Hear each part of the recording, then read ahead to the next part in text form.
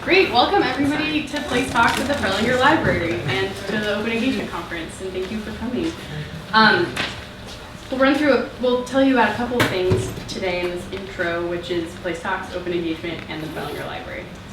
So you can hear information about all three of those things. So Place Talks is a project presented by myself, Nicole Lavelle, and Charlie McQuarrie here, our librarian in residence.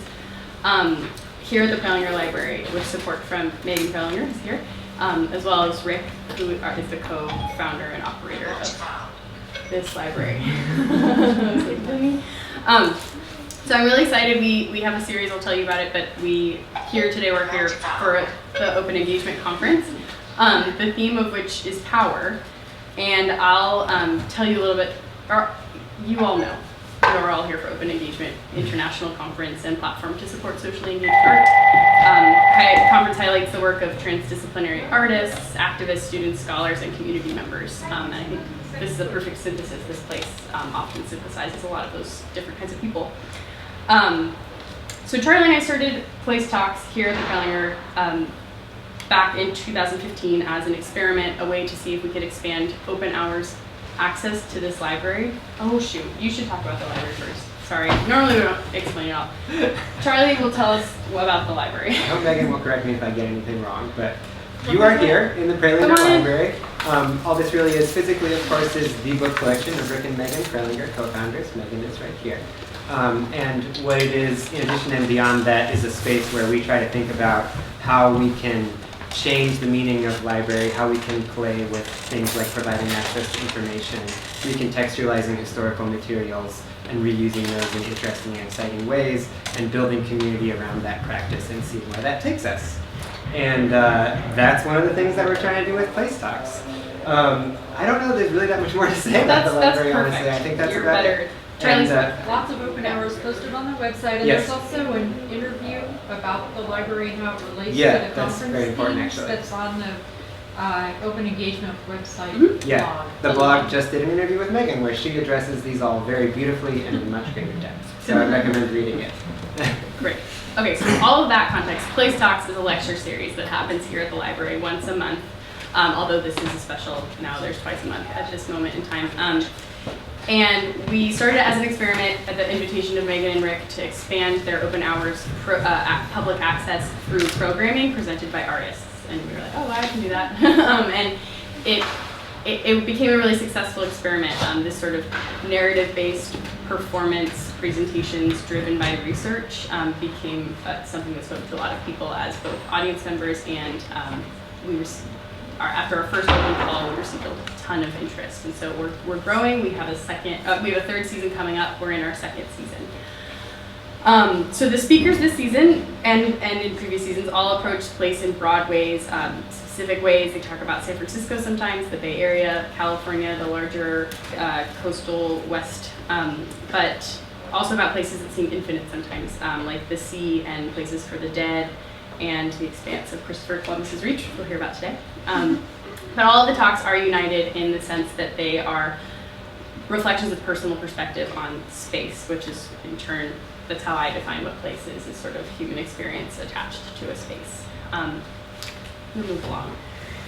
Thank you to Megan and Rick Prelinger for having us, hosting us. Thank you to Roosevelt at Scout Books, who's my sister, who donated these pocket notebooks that are in the back. Please take one, take a few. We have more in this box down here. We use them to ask for donations to other Place Talks, but since y'all travel far and wide, we're not going to ask you. And of course, we're able to be here because Southern Exposure gave us funding, so we can pay our speakers and pay ourselves, which is important. These are the talks we will hear today from Carolina Magis-Weinberg and Samuel Topiary. If you live in the Bay Area and you want to come to some more, this is upcoming on May 19th, are these two talks, united by being both about pieces of land that stick into the water. And these talks, which we internally refer to as car talks night. So probably shouldn't say that. But more information is here. This is a website if you want to sign up for our newsletter or hear about future calls for talks. And that's all I'm going to say. Except I'm going to read Carolina's bio. So Carolina Magis Weinberg, born in Mexico City in 1990, has been devoting her life to understanding art and how to be an artist for the last 7 years. She earned her undergraduate degree as a visual artist from the National School of Painting, Engraving, and Sculpture, La Esmeralda, in Mexico City in 2013. She's an artist of sight, S-I-G-H-T, and sight, S-I-T-E. The primordial quest in her practice is to discover the multiple dimensions of invisible space, the stories that conform absence, the gesture of a monument, the movement of a center. She is intrigued by the landscape and how it can be politicized and monumentalized through the analysis of certain phenomena such as snow, rain, and sunshine. Her work has been a part of several group exhibitions in Mexico, Colombia, France, Germany, and the United States, and she has done solo shows in Mexico City. She's currently a Fulbright Fonca, how do you say that? Fonca Conacit and a Cambridge Scholar in the California College of the Arts in San Francisco, where she is studying a dual master's degree in fine arts and visual and critical studies. So without further ado, our first speaker of today, Carolina.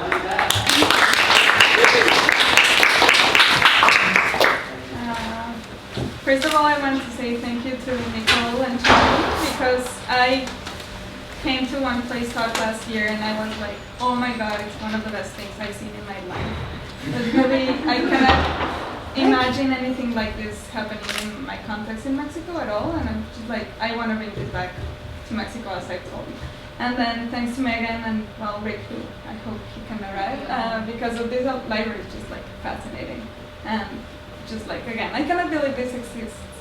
And so my accent is Spanish, that's how I sound, I'm from Mexico, so you don't have to think about where I'm from for the half an hour I speak. And also, first and foremost, every time I say America, I mean the continent, not the country. Think about that. Please. Okay, so now I will start.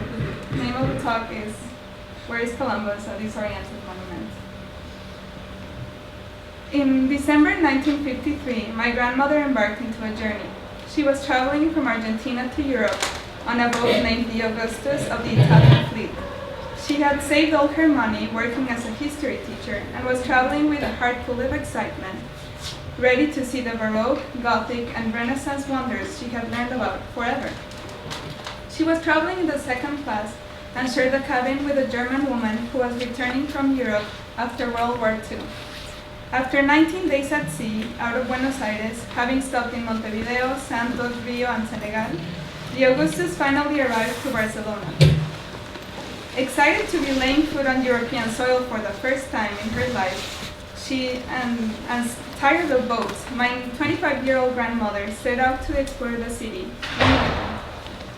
She quickly crossed the first street when suddenly the loud whistle of a policeman stopped her. The policeman approached her and said in a heavy Spanish accent, "Hey, young lady, why are you crossing the street? Did you not realize there is a stoplight? Now is not your time to cross the street." Completely startled, my grandmother responded, "I am sorry, sir." And she continued, "Have you seen the monument of Christopher Columbus on the port, close to the water?" "Yes," the policeman answered, quite puzzled. My grandmother replied, "Well, he's pointing towards America, and that is where I am from.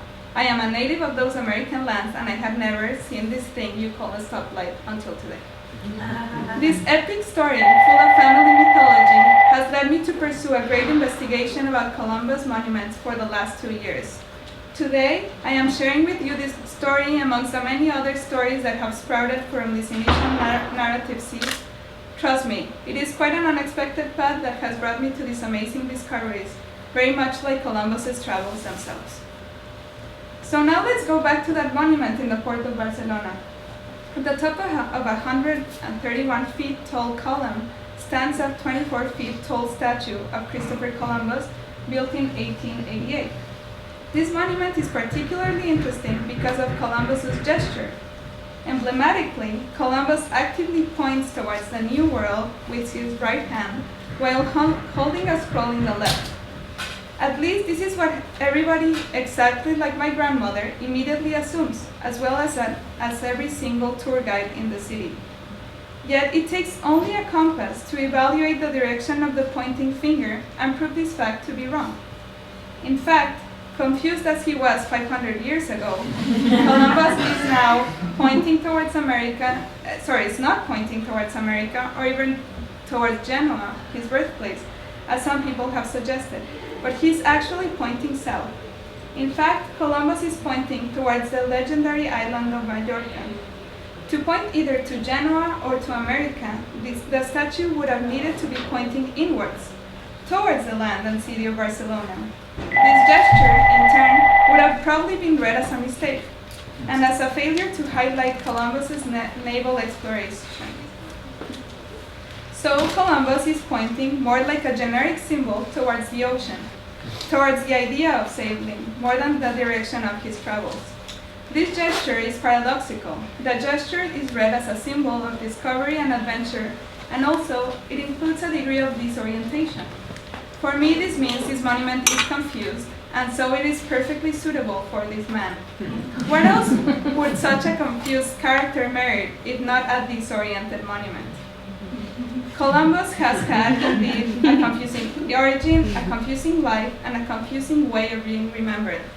When related to Columbus, the word disorientation is highly significant because it literally means to have lost the Orient, as he did when he stumbled upon America, when he was on his way towards the Orient. Disorientation is key when understanding this character. There is no certainty about his biography, even his diaries have been duplicated, and thus there is no way of pinning him down. Thus there has never been, with certainty, only one Columbus. Interestingly, as I said before, if one follows the path of Columbus's finger, he is pointing towards the island of Majorca. The island is in the middle of the Mediterranean, that is, right in the middle of European history. The island has historically been a site for crucial events, from Phoenician, Roman, and medieval times to the contemporary refugee crisis. Also, I have to discover that Majorca has an amazing flag. It is a flag that would have made most designers jealous because of the marvelous way in which it summarizes the idea of an island. Many important events have taken place in Majorca. This comes as no surprise. Given the location of the island, it is clear why cartographic, navigational, and cosmological devices would have been invented here. One of the most important inventions for our story is the fact that Majorcans are considered the inventors of the Portolan chart, the mapping representational technology that would become crucial for Columbus's travels towards the Orient.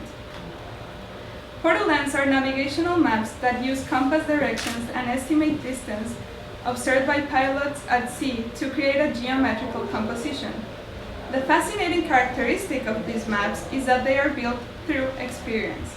That is, it is actually testimony of travel and memory that builds a geometric image. Portolans are experience made visual as well as narrative. During Columbus's years, they were so valuable that they were even considered state secrets and were kept off the eyes of competing empires. Owning a portolan meant you could sail, and sailing meant you could extend your dominion and find more and more lands to exploit. Portolans allowed for sailors with compasses to be able to set to sea and travel by angles. The map and the ocean became a geometricized entity and thus became explorable. So the technology required for the construction of the visual image of a portolan can be understood as a requisite for the colonization and discovery of the New World. Now, what was Columbus holding on the left hand? I only described it earlier as a scroll of paper, but now I can say with certainty that he's holding a portolan. Of course, Columbus did not travel alone. One key person who shared his knowledge about the ocean was Juan de la Cosa, a Spanish navigator and cartographer. It should be mentioned that this man's name is particularly funny because in Spanish that literally means Juan of the thing. He was a crucial element in the first two voyages of Christopher Columbus to the West Indies as the owner and captain of the Santa Maria. More importantly, De La Cosa is famous for having created the oldest known European map that shows the New World. Cuba, Dominican Republic, and Haiti can be seen for the first time through European cartographic eyes. De La Cosa's map includes in the background the diagonal lines that compose a borderland. This Mappa Mundi was made available as an image through experience. Yet, at this point, the term experience starts to become tinted with the horrors of colonization. I want us to think critically at this point about the horrifying fact that the appearance of the American islands in the representation of the world comes hand in hand with the complete exploitation of these lands. After this point, America gradually started to appear in cartographic representations in complete parallel to colonization. In the context of power, knowing is picturing, and picturing is being able to conquest. Having the ideas of power, colonization, and exploitation in mind, we can return to Mallorca. In an unexpected way, this island allows for a connection to California, where the story goes next. Mallorca is the birthplace of a very polemic historical figure, Junípero Serra. If you have been in the Bay Area for more than 2 seconds, you will have probably found his name everywhere or will have driven on a freeway that has his name.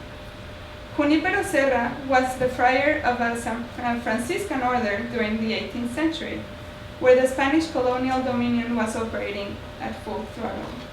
He founded 9 Spanish missions in California, from San Diego to San Francisco. He's commonly referred to as the founder of California. As he was building the missions in the area, he's also known for subjugating and enslaving most of the native population of this land.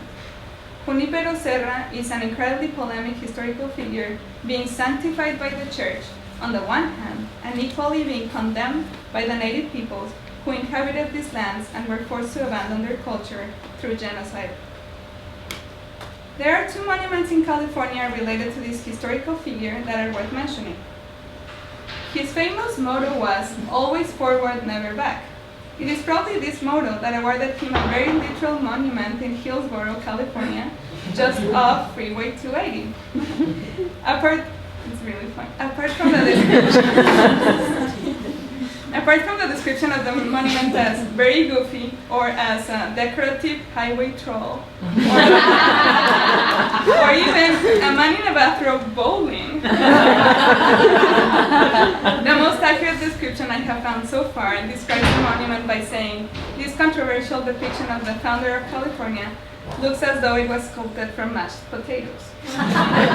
It is very accurate indeed. The monument is incredibly strange and a very fun source for Yelp reviews that I encourage you to look for. But in reality, I'm interested in the way in which this monument is also pointing. As large as he is, the pointing is so emphatic that it directs the totality of the figure. And guess what? The direction of this gesture is also a source for confusion. Given that the monument seems to be decisive, the awkward relation of the monument to the highway is ambiguous. According to some accounts, Serra was supposed to be pointing north towards the last mission he founded, Mission Dolores in San Francisco. Nevertheless, the direction would have made the monument less noticeable from the freeway, so he turned around. Now the 24-feet tall sculpture points towards the west through the Crystal Springs Reservoir, ultimately into the Pacific Ocean, all of this for the maximum exposure to the drivers on the freeway. Because a monument is investment, and investment requires visibility.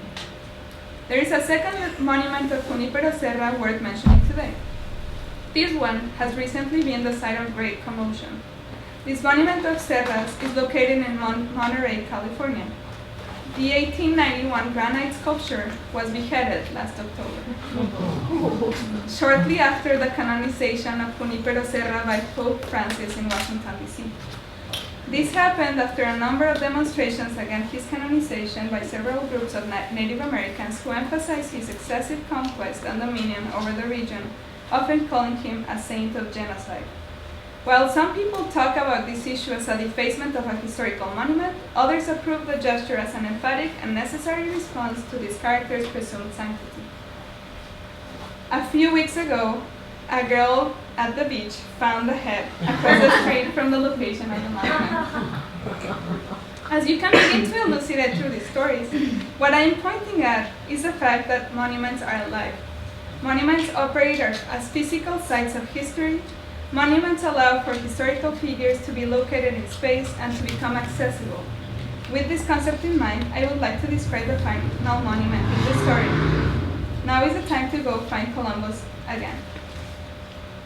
At the top of Telegraph Hill in our very own San Francisco stands another monument of Christopher Columbus, like a cherry on a cake.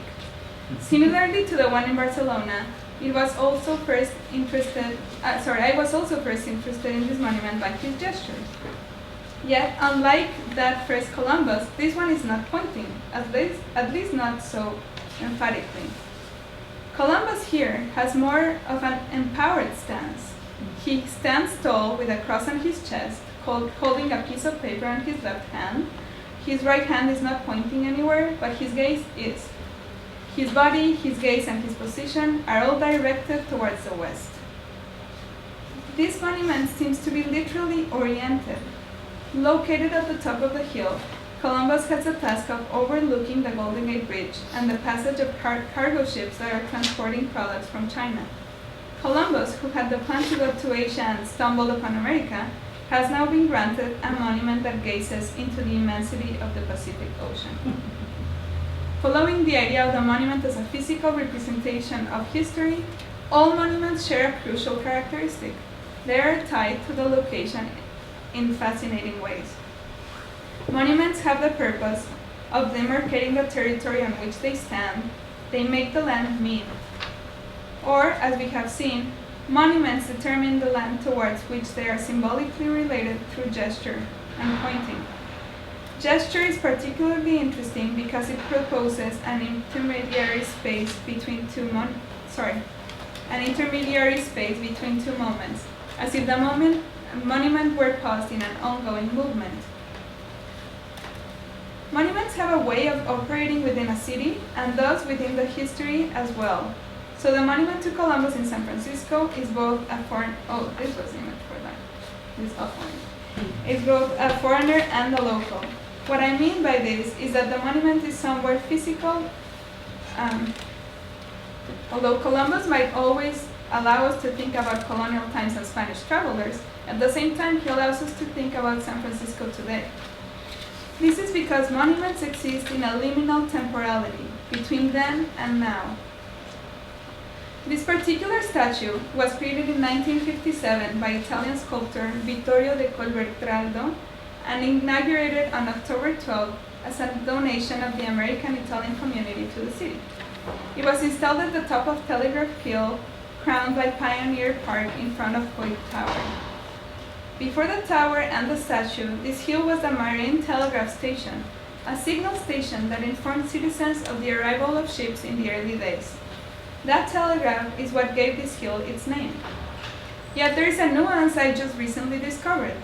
This one was an analog telegraph, not an electrical one, and as I had believed for the longest time, and that makes a huge difference. The word telegraph itself should be understood as an image that is read at a distance, so the hill's name refers to a semaphore structure that was installed on it. And actually, the new arrival of the electric telegraph is what made this hill obsolete for these purposes.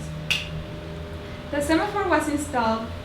This is an example of how this operates. I couldn't find one. The semaphore was installed in 1849 and served to signal the city about the nature of the ships that were crossing the Golden Gate, so that the financiers and speculators could know what the cargo was and start predicting prices for those goods in the port. More than maritime information, the semaphore had economical purposes. However, with the installation of the electrical telegraph in 1862, the system quickly became obsolete and was eventually dismantled. The marine telegraph consisted of a pole with two arms that could be arranged in a different configuration to convey different information. There were several campaigns to share the codification methods with the people of San Francisco so they could read the semaphore. In this case, there is a great anecdote worth sharing with you. One One evening during those times, when the semaphore was operating, a play was being presented in the theater. At some point, the actor appeared on stage with his arms outspread and asked, "What does this mean, my lord?" Immediately, a voice from the audience yelled, "Side wheel." So today, Columbus quietly has the same task the semaphore had back then. He observes the Golden Gate, but now he just remains forever silent. His arms on his sides, condemned to that in-between posture of welcoming and unwelcoming the visitors of his land. The almost magic detail worth mentioning is that in Spanish, a stoplight is called a semáforo. So you can understand the excitement of this discovery, recalling the story of my grandmother in Barcelona. Do you see? Semáforo, semaphore, stoplight. It seems even that those two monuments were destined to be a part of this story. The idea of the monument as a welcoming structure is key when thinking about how Columbus is represented. In both cases, San Francisco and Barcelona, the statue is in an elevated position, either a hill or a column, and is in close proximity to the water. Actually, in most of Columbus's monuments I have researched, he is also always next to the water, as if he were ready to start a new journey at any moment, or as if he had just arrived. The proximity to water heightens the notion of in-betweenness of the monuments. My interest comes mainly with the understanding that where a monument is placed actually matters, and what it can say about its location through its eternal muteness. As the connoted monument theorist Robert Musil says, we have the right to ask more out of monuments today. So let us think about each Columbus, one in Barcelona, one in San Francisco, divided by a continent and an ocean, both elevated, both observant, both gesturing and pointing, either with a distinct finger or with a distinct gaze. Today, both monuments relate to a street. In Barcelona, Columbus marks the start of Las Ramblas, the axis of the city. In San Francisco, Columbus gives name to the diagonal avenue tangential to Telegraph Hill. A monument that celebrates a character such as Columbus in the setting of the city makes us think of travel, circulation, arrival, and departure. Both monuments accompany our experience of the city with their gazing presence. The inclusion of the idea of the circulation of the city seems central. Movement is organized, regulated by stoplights, by policemen, and ultimately by monuments. But there is also an important potential located in a monument. There are possibilities of returning the gaze. To end, I would like to mention the project of my friend Tomahawk Gray Eyes that took place last year in October. The artivist, as he asked me to call him, created a project which called out for letters on Indigenous Peoples Day in Alcatraz and took them to Columbus statue to be read. Gray Eyes described the project as a collective outlet for rage and hope. He invited peoples from indigenous communities and other colonized peoples of color in resistance to come build connections and cultivate the expression of truth-telling. The project took the form of letters where people were invited to address the legacy of Columbus in some way in the written form. The day of the event, the letters were collected during the Indigenous Peoples Sunrise Gathering in Alcatraz, an event that takes place on that date every year. Afterwards, people were invited to meet at the statue on Coy Tower to read the letters out loud. It is this process of writing and addressing a letter to a historical figure that I find the most powerful of this project. Gray Eyes and the community returned the gaze. The legacy of silencing the oppressed is reverted in this project in a way in which the monument becomes central. The entire process is at the same time as a conceptually brilliant community building project, but even more importantly, a healing and restoring process in which the ownership of the voice reappears in the written and the spoken form. I have selected these two letters because they are two of the many that represent the spirit and the power of the event. I invite you to look for more information on the artivist's Tumblr page for the project, Letters to Columbus.tumblr.com. That is the transcendental quality of monuments. They are somewhere. They mean, they represent, and they are available. In this present time of horror and impunity, Monuments give us a site for complaint that is crucial. The government will not listen, but history will through its monuments. The liminality of the monument is key because it is both the 15th century Columbus, but it is also the 21st century Columbus. Columbus today has a local address. Please direct your complaints to him. Yes, monuments have address, I discovered. Because it is important to have some place to direct our protests when we want to talk about 500 years of oppression. Letters to Columbus are written in the present tense. So after only 8 hours in Barcelona, it was time for the Augustus to set sail again. My grandmother got back to the ship, back to her cabin, back to the German woman, to get ready for her final stop in Genoa. As you can see, she did the exact opposite journey from Columbus. From America to Genoa she traveled. My grandmother, the American, had to travel 7,000 miles to see what she had read about every day in her history books at home. My monumental grandmother is now 88 years old and has never stopped traveling since. Thank you.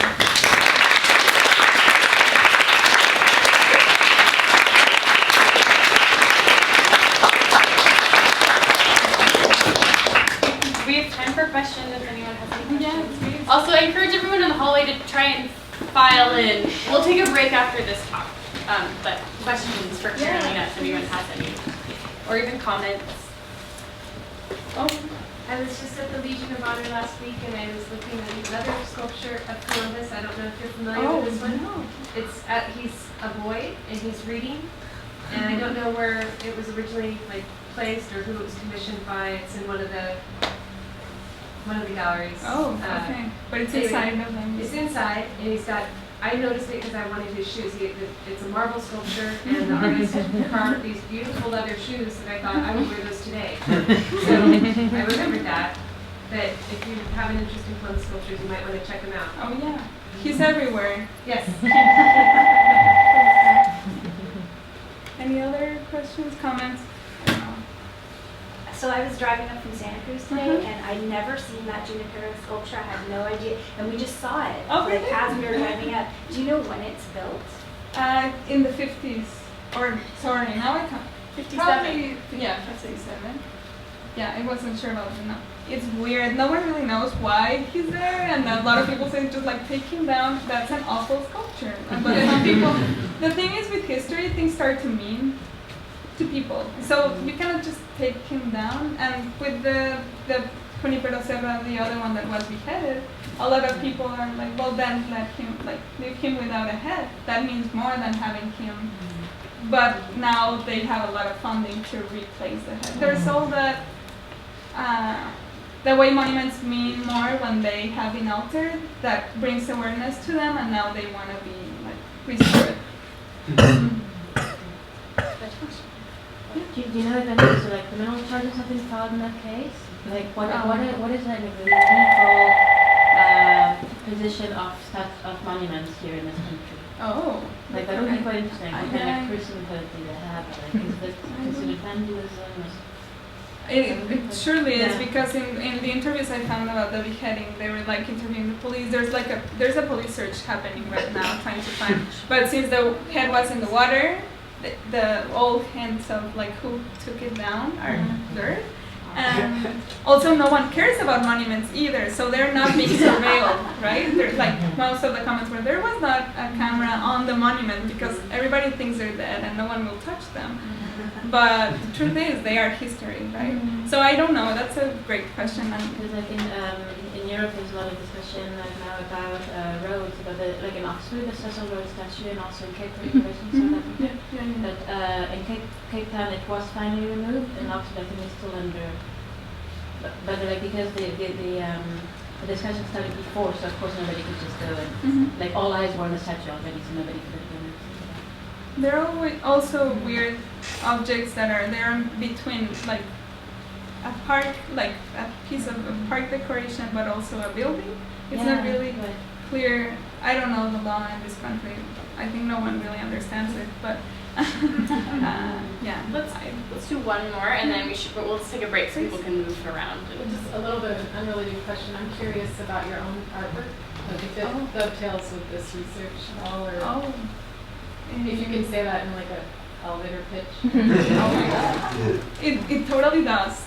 Yeah, for sure. And even more since I moved here and I'm like conscious about having an accent, being from somewhere that I'm not supposed to be in. The consciousness of location.